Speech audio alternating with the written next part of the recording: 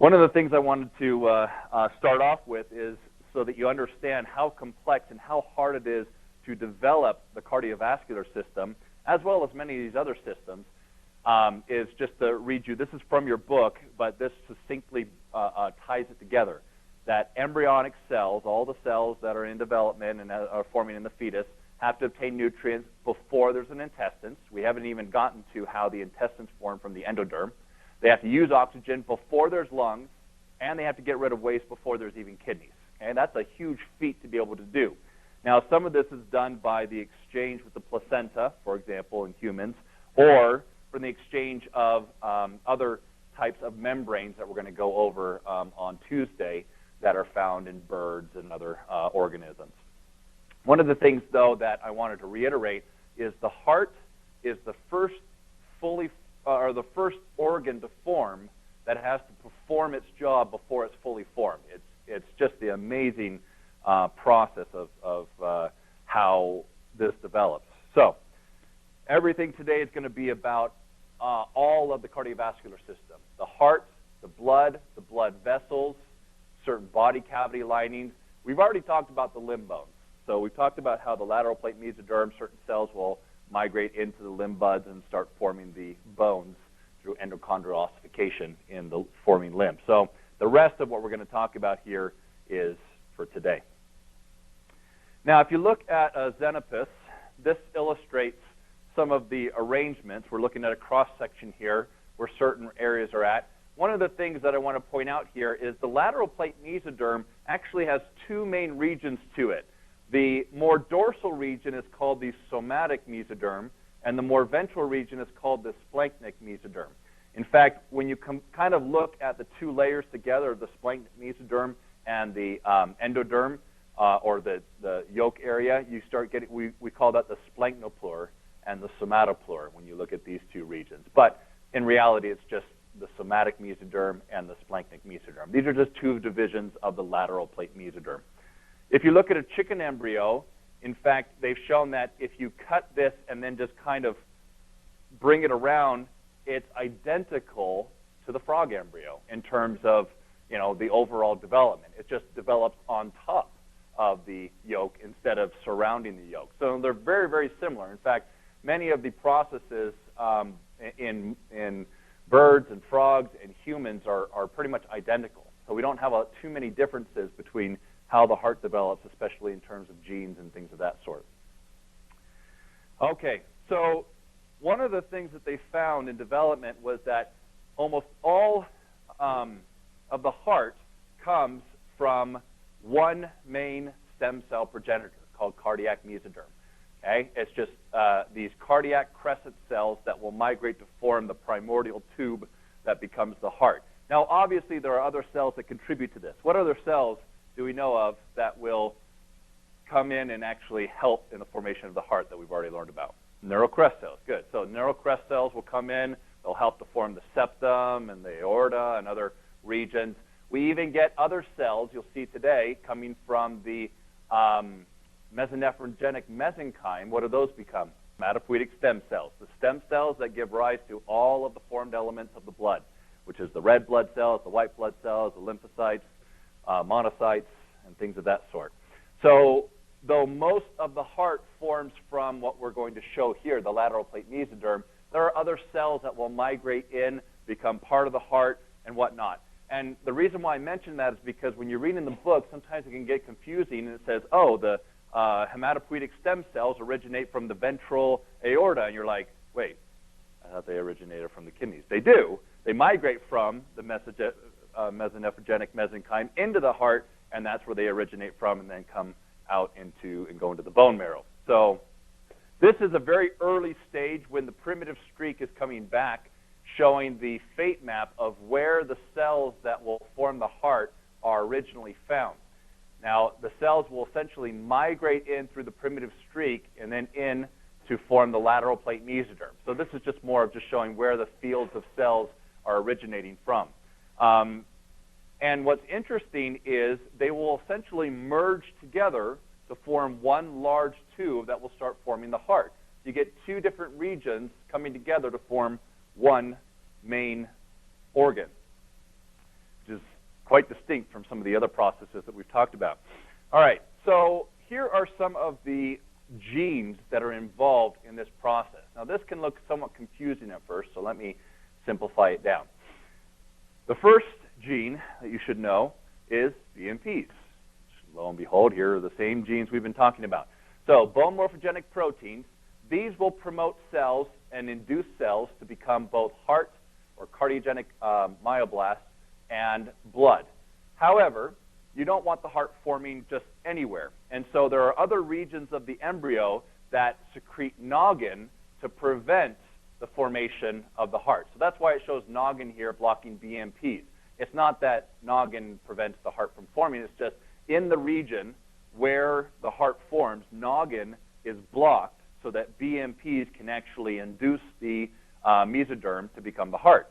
Another thing that's critical is that BMP is not specific on whether or not it's going to become cardiogenic mesoderm or the blood cells, the hemangiogenic mesoderm. What makes that distinction is Wnt. So here in the anterior region of the lateral plate mesoderm, the endoderm actually secretes proteins like Dickoff to block Wnt signaling, and that blocking of Wnt signaling allows for the cardiogenic mesoderm to become, or to start forming. But when Wnt signaling is present, then it will actually induce the mesoderm to become blood. So where Wnt are blocked, you get heart forming. Where Wnt and BMPs are present, you get blood.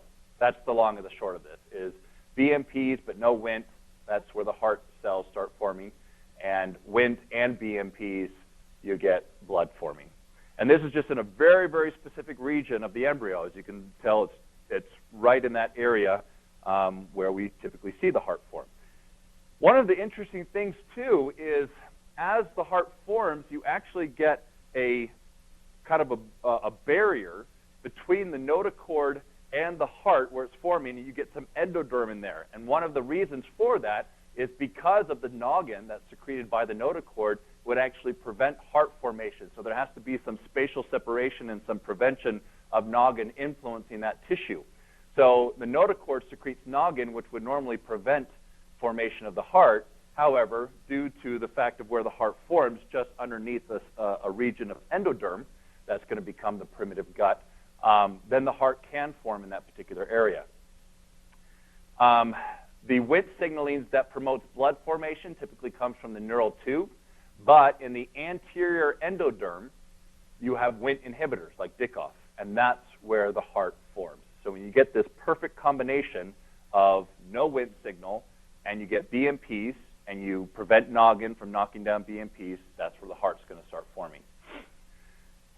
So the migration of these cells, they actually will delaminate from the lateral plate mesoderm, move inwards towards the middle of the embryo, and then merge together into two large tubes. Here's how it happens.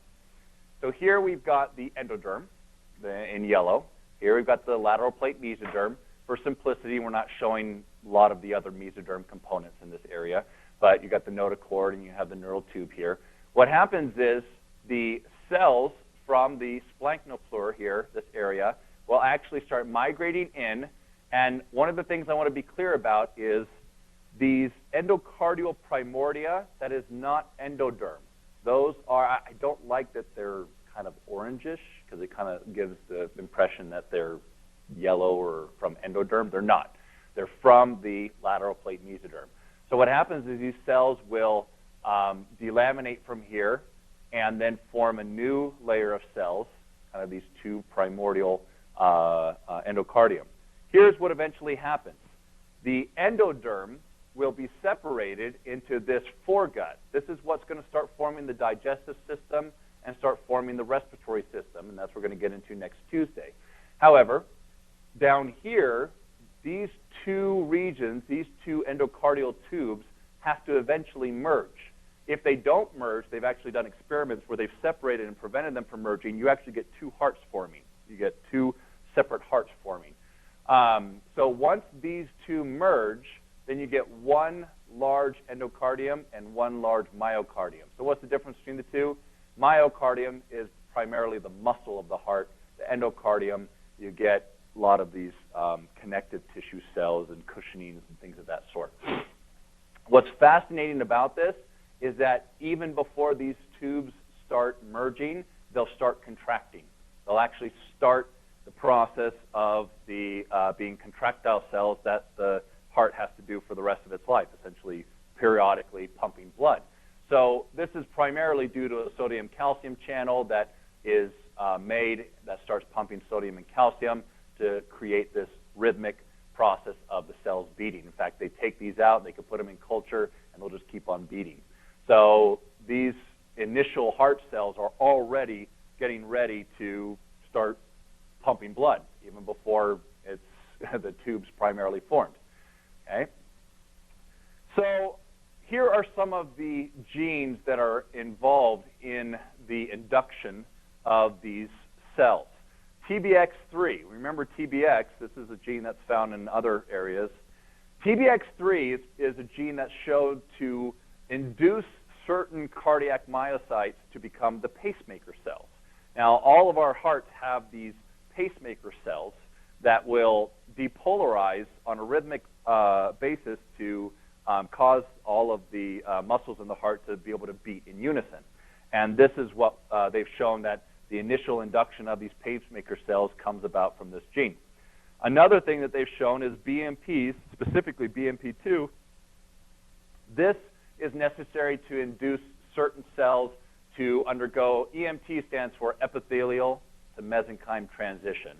So this has been shown to have some of these cells transition and form a new layer to become the valves that separate the atriums and the ventricles. I'm going to go over a little of the anatomy of the heart. I know some of you had anatomy, but I'm going to go over the basic anatomy of a heart and illustrate the valves and other regions. Also, it's shown that the cushions, which is the tissue in between that kind of separates the four chambers of the heart, these are also induced by BMP2. So cardiogenic mesoderm has the potential to become a wide variety of cells. We've got endocardial cushioning cells, which separate the four chambers of the heart, specifically here in the middle between these regions. We've got atrial myocytes, which are just muscle cells of the atrium. We've got ventricular myocytes, which are muscle cells of the ventricles, which are the lower regions, the larger regions of the heart. And, interestingly enough, we have some neural tissue, which we call Purkinje fibers. This neural tissue, these are the nodes. Up here, we have what's called the sinoatrial node, or the SA node. These are the pacemaker cells, the main pacemakers for your heart. They're the ones that depolarize the tissue, the muscle tissue, send the signal for depolarization and cause the unison contraction of the atriums and then the ventricles. Here we have what's called the AV node, or the atrial ventricular node, because it sits right between the atrium and the ventricles. Okay? And this just comes down here and will cause depolarization of these muscle cells in the ventricles. All right. So this is just where the heart sits and whatnot. I'm just going to give you a brief overview as far as heart anatomy. Sits inside the pericardial cavity, which is just a cushioning area necessary around the lungs and the diaphragm and all these regions that you've got to protect the heart from. So it's kind of like this little space in between. If the fist is the heart, you have this parietal cavity that the heart sits in to be able to protect it. So let's look at some of the basic anatomy of this. You have four main chambers in your heart. I'm going to go over this so that as we go through how the heart develops, you kind of have a picture about what is the end product or what's going to happen here. You have the right and the left atriums, and then you have the right and the left ventricles. I know the left is on the right and the right's on the left. But anyway, so the right atrium.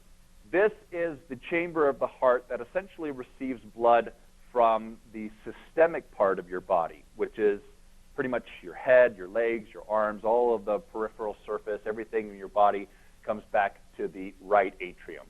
The left ventricle, what will happen is the blood will pump in to the left ventricle, and then it'll pump out through what we call the pulmonary arteries to your lungs. Now, here's you're going to see something fascinating is the lungs are the last thing to develop in an embryo. So we're going to show how when the heart develops, there is an actual gap between these atriums that kind of bypasses the need to push the blood to lungs, because at first there are no lungs. Eventually, when the lungs develop, you'll start getting blood pumping to those areas, but you still don't get oxygenated blood from that pumping through the pulmonary system. Eventually, we're going to need to rely upon that for oxygen once we're born. So we'll show how that happens in the birthing process of how it makes that quick adjustment to be able to then start pumping blood and getting it oxygenated into the lungs. But in the development, you do get blood pumping through what will become the pulmonary system, and then it comes back into the left atrium. At this point, in an adult, it's typically oxygenated. However, in an early embryo, it's not, because you're not breathing yet. Okay? So all of the oxygenation of the blood will typically come as it reaches the placenta for us, or as it reaches some of the outer membranes for chickens when they're in their eggs or whatnot. And as it comes back in, it'll already be oxygenated to be able to be pushed out to the remainder of the systems. So the left ventricle, this is one of the more important regions of the heart. If you look closely, you can see that it's much thicker. And the reason why it's much thicker is because this is the region of the heart that will pump blood throughout the whole system of the body. Once it becomes oxygenated from the pulmonary system, it comes in here into the left atrium, collects here, gets into the right or the left ventricle, and then it'll pump out through your aorta, main artery, but we call it the aorta, that will distribute the blood then to the rest of your system, essentially. Okay, so these four chambers ultimately play distinct roles, but initially the atriums don't really have a different role because there is no pulmonary system. So here are the valves. The reason the valves here are to prevent backflow of blood into the atriums when the ventricles are pushing blood through the pulmonary artery or through the aorta. And these ventricles, or these valves here, these are the ones I told you how BMPs will induce certain cells to migrate out and become these valves between the chambers of the heart. That's one of the induction processes. So as you can see, there's quite a number of genes involved here. And here we have the undifferentiated lateral plate mesoderm. As it starts receiving various signals such as BMPs and whatnot, that will start the induction process. You'll get cardiogenic mesoderm. Then you start getting other things such as blocking of Wnt signaling. That's going to be necessary for the cells to continue to start forming the endocardial primordia. So here, this is what starts happening to the tube. Initially, it's just one long tube. What will happen is it'll start branching out and start forming veins and arteries and whatnot. But before it does that, what's fascinating about this is the heart is upside down. What I mean by that is here, this region right here, this is more anterior. This is more towards the head. This right here, this posterior region is more towards the tail, but this is where the atrium comes from, and here's where the ventricles come from. So how does that happen? Well, at a stage in development, the heart literally folds up on itself and will come back around so that this more posterior region will then become part of the top region that becomes the atrium. Okay, so that's why the heart has this loop in it. So one of the major induction processes for this patterning is retinoic acid. They showed that the retinoic acid is what causes the posterior part of the tube to eventually become the atrium, which is the venous return. So the venous return is the veins or the deoxygenated blood that has given its nutrients to the rest of the body, and it's coming back into the heart. That's really what the atriums are for, is to bring the blood back into the heart. So that is one of the major differences on why it's kind of upside down, is because the more posterior region has a high level of retinoic acid that is exposed to, and that's what causes its differentiation to start becoming the atrium and fold over and eventually develop into that region. So this just kind of illustrates that concept. Is here's the vitelline veins. Eventually, this will fold back over, and as you can see, the purple will become the two atriums. The yellow here will become the two ventricles. You start the formation of the pulmonary arteries and the aorta in that regard, too. Shows the stepwise process here. Here we've got the initial looping of the heart. These will become the ventricles, and these two will become the atrium as it folds back in on itself. So here's at a later stage, just to illustrate a couple of things. This region right here, this endocardial cushion, these are cells that I said, these come about through BMP signaling. And again, the valves will start forming in between these areas to separate the atriums from the ventricles. Here you'll start formation of the septum. So the atrial septum will actually form separating the two atrium. However, this is the key part right here, a hole remains between the two. And this is because the lungs have not developed yet. So there is no, there's no pulmonary system for the left ventricle to essentially push blood into. As such, you receive the blood all collects into the atriums, and then it gets pushed out through the ventricles into the system. There's no lungs yet. But eventually, what will happen is when blood needs to be redirected to the pulmonary system, this region right here will eventually close off during the birthing process, and when the baby takes its first breath, it'll close off and then fully finish that septum. Sometimes that doesn't happen, and that can actually cause problems for the heart to continue to develop after a certain point. This is called the, let me jump back to here, fossa ovalis. Okay? This is the region right there that is kind of the rudimentary structure that gets covered up or sealed up when a baby's born, that will close kind of this flap and then seal it off. All right, now we've